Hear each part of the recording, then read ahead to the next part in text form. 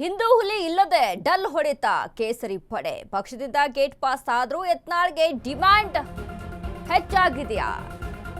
ಹಿಂದೂ ಹುಲಿ ಇಲ್ಲದೆ ಡಲ್ ಹೊಡೆದ ಕೇಸರಿ ಪಡೆ ಪಕ್ಷದಿಂದ ಗೇಟ್ ಪಾಸ್ ಆದ್ರೂ ಯತ್ನಾಳ್ಗೆ ಡಿಮ್ಯಾಂಡ್ ಹೆಚ್ಚು. ಬೈ ಎಲೆಕ್ಷನ್ ಕ್ಯಾಂಪೇನ್ ಬಿಜೆಪಿಗೆ ಯತ್ನಾಳ್ ಅಗತ್ಯ. ಯುವ ಸಮೂಹ ಸೆಳೆಯುವುದಕ್ಕೆ ಯತ್ನಾಳ್ ಬೇಕು.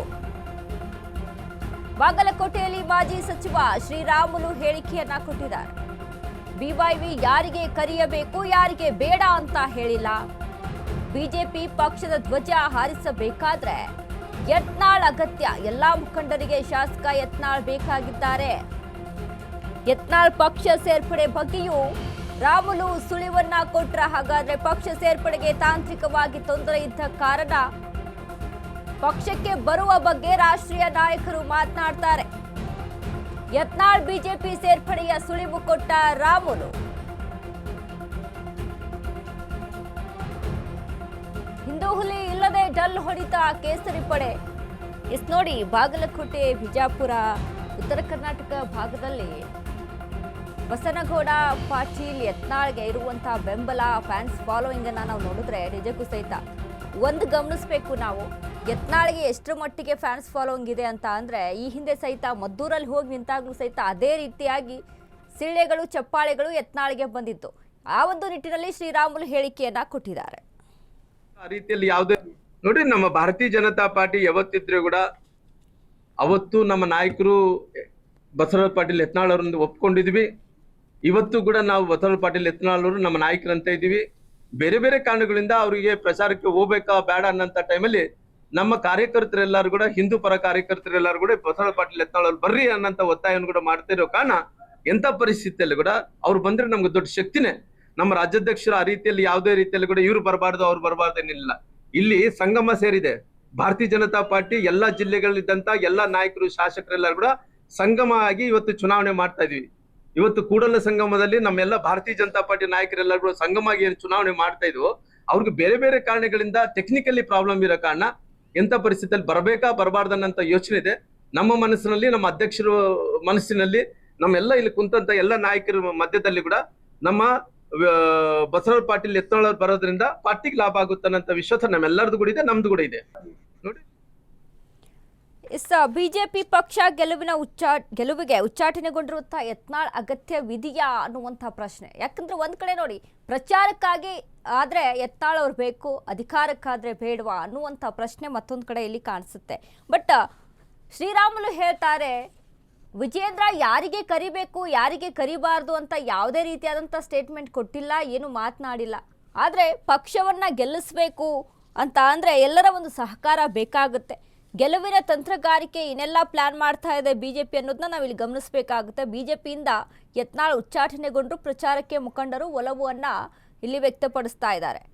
ರಾಜ್ಯಾಧ್ಯಕ್ಷರು ಯಾರಿಗೆ ಕರಿಬೇಕು ಯಾರಿಗೆ ಬೇಡ,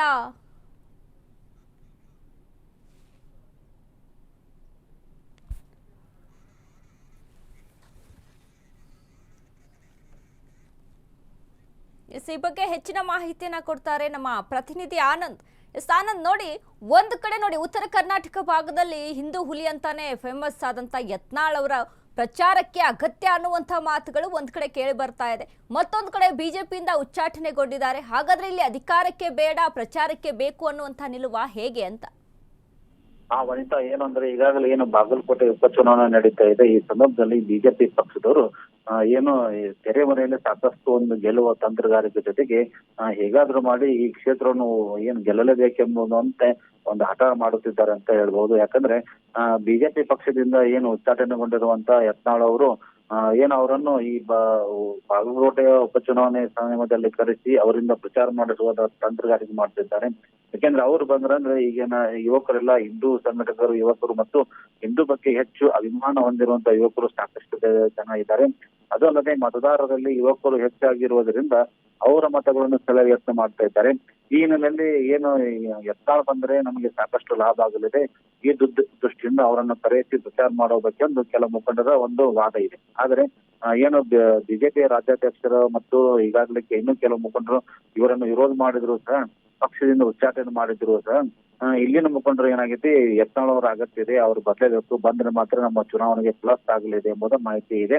ಈ ಮಧ್ಯೆ ಏನು ಇಂದು ಶ್ರೀರಾಮುಲು ಸಹ ತಮ್ಮದೇ ಆದಂತ ಒಂದು ವಿಚಾರ ಹೇಳಿಕೆ ನೀಡಿದ್ರು. ಅಂದ್ರೆ ಯತ್ನಾಳ್ ಅವರು ಬರ್ತಾರೆ, ನಮ್ಮ ಪರವಾಗಿ ಚುನಾವಣೆ ಮಾಡ್ತಾರೆ.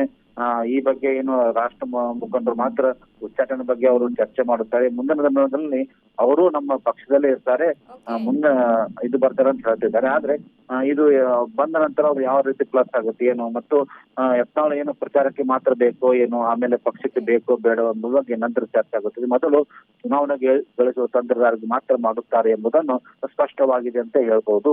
ವನಿತಾ, ಥ್ಯಾಂಕ್ ಯು ಆನಂದ್ ನಿಮ್ಮೆಲ್ಲ ಮಾಹಿತಿಗೆ. ಡಯಾಬಿಟಿಸ್ಗೆ ಮೆಡಿಸಿನ್ ತಗೊಂಡು ಶುಗರ್ ಕಂಟ್ರೋಲ್ ನಲ್ಲಿದ್ದೀರಾ? ಆದ್ರೆ ಸತ್ಯ ಏನ್ ಗೊತ್ತಾ, ಅವು ರಕ್ತದ ಶುಗರ್ ಲೆವೆಲ್ ಅನ್ನ ಕಡಿಮೆ ಮಾಡ್ತವೆ ನಿಜ, ಆದ್ರೆ ದೀರ್ಘಕಾಲದವರೆಗಲ್ಲ. ಹೃದಯ, ನರಮಂಡಲ, ಕಿಡ್ನಿ, ಲಿವರ್ ಮೇಲೆ ಒತ್ತಡ ಬೀರುತ್ತೆ. ಒಂದ್ ಹೋಗಿ ಇನ್ನೊಂದಾಗುತ್ತೆ. ಮೆಹಾಟೋನ್ ಕೇರಳದ ಆಯುರ್ವೇದ ಫಾರ್ಮುಲೇಷನ್. ಇದು ಶುಗರ್ ಮಾತ್ರ ಕಂಟ್ರೋಲ್ ಮಾಡಲ್ಲ, ಇಡೀ ಮೆಟಾಬಾಲಿಕ್ ಬ್ಯಾಲೆನ್ಸ್ ಅನ್ನೇ ರಿಪೇರಿ ಮಾಡಿಬಿಡುತ್ತೆ. ಮೆಹಾಟೋನ್ ದೀರ್ಘಕಾಲದ ಸಹಜ ಜೀವನಕ್ಕೆ ಸಹಾಯ ಮಾಡುತ್ತದೆ.